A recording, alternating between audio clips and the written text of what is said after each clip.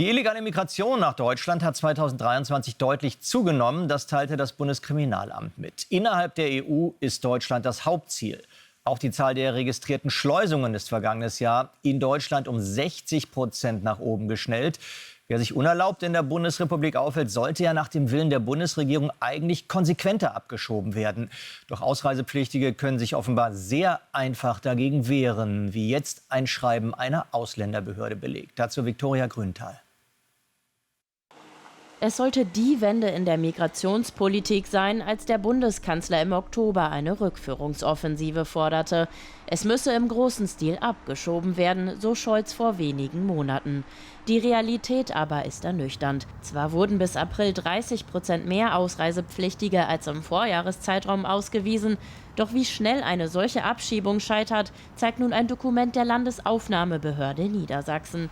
Darin heißt es: Wenn sich der Betroffene weigert, in das Flugzeug zu steigen bzw. auf eine andere Art versucht, sich der Abschiebung zu widersetzen, kann dieser auf freien Fuß gesetzt werden. Der parlamentarische Geschäftsführer der Unionsfraktion ist überzeugt, durch solche Dienstanweisungen macht sich der Rechtsstaat lächerlich. Ich glaube, das ist völlig inakzeptabel und das zeigt im Grunde die gesamte Hilflosigkeit der Bundesregierung. Und das ist ein gutes Beispiel dafür, dass die Bundesregierung sehr viel mehr Maschinen chartern müsste. Also nicht mit Linienflügen, wo eben genau ein solches Verhalten von Rückzuführenden eben dann auch dazu führt, dass die Rückführung abgebrochen werden muss. Die ausgerufene Abschiebeoffensive entpuppt sich offenbar als Abschiebedefensive. Dabei sind im letzten Jahr so viele Menschen illegal in die EU eingereist wie seit 2016 nicht mehr. Deshalb müssten die stationären Grenzkontrollen unbedingt beibehalten werden, mahnt der Vorsitzende der Bundespolizeigewerkschaft.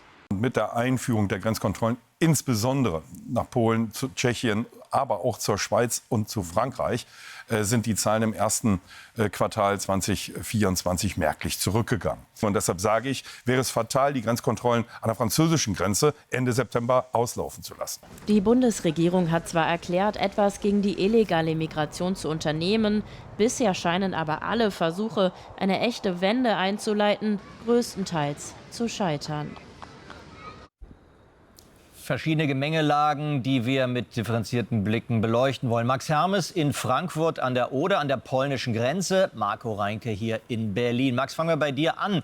Was erlebst du denn ganz konkret? Wie effektiv sind derzeit die Kontrollen an der deutsch-polnischen Grenze? Was wird da gemacht?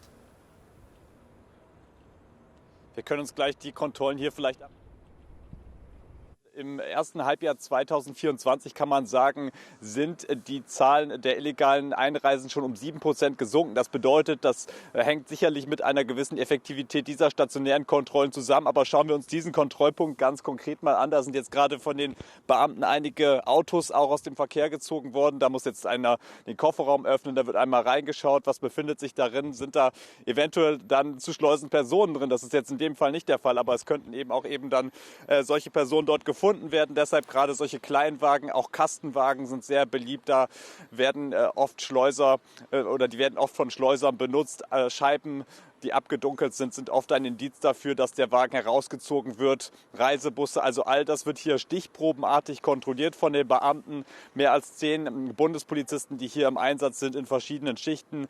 Auch mehrere Container, die aufgebaut wurden. Also mein Eindruck ist schon, das Ganze behindert hier nicht den Verkehr. Es gibt aber durchaus einen gewissen Abschreckungseffekt dadurch, dass immer wieder hier Fahrzeuge eben auch aus dem Verkehr gezogen werden.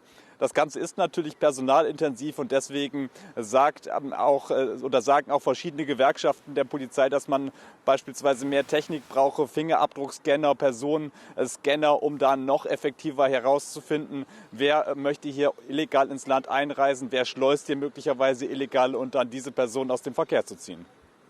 Max, ganz herzlichen Dank für diesen aktuellen Lagebericht von der deutsch-polnischen Grenze. Gleich weiter zu Marco Reinke hier in Berlin.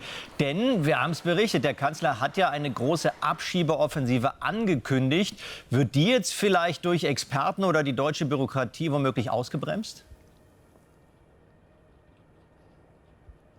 Ja, so scheint es zunächst einmal. Und die Polizeigewerkschaften sagen auch immer wieder, dass hier vor allem die Länder gefragt sind und am Ende auch deutlich zu wenig tun, wie eben auch in diesem Beispiel von Seiten der Bundespolizeigewerkschaft beispielsweise heißt es da auch, dass die Bundespolizei, dass die Beamtinnen und Beamte viel mehr Zugeständnisse bzw. auch viel mehr Möglichkeiten eigentlich bekommen müssten. In diesem konkreten Fall, wir haben ja im Beitrag hier auch über diesen Brief, über diese Dienstanweisung berichtet. Da sei es wohl so gewesen, dass es einen Fall gegeben hat, wo ein Mann hätte abgeschoben werden sollen und sich dann beispielsweise mit Schlägen, mit Tritten und dann aber auch mit Bissen gegen die Beamten gewehrt hätte. Und am Ende war es dann so, dass die Beamten eben nicht dieser Anweisung gefolgt sind und ihn wieder freigelassen haben, sondern die haben ihn dann vor den Haftrichter geführt und der Mann ist dann offenbar auch verurteilt worden. So wird zumindest von den Gewerkschaften berichtet. Aber die Frage bleibt natürlich, warum eben Landesbehörden genau diese Möglichkeit offen lassen, dass eben auch möglicherweise dann ja Straftäter nicht abgeschoben werden, nur weil sie sich dann gegen Polizeibeamte wehren. Warum das dann am Ende schon ein Ausschlusskriterium sein soll und dann eben möglicherweise diese auch wieder freigelassen werden. Die Fragen sind noch nicht final beantwortet, denn eine konkrete Erklärung von der Behörde aus Niedersachsen, die gibt es erst einmal nicht. Weiterhin also offene Fragen. Marco, danke dir auch für deine Einschätzungen hier aus Berlin.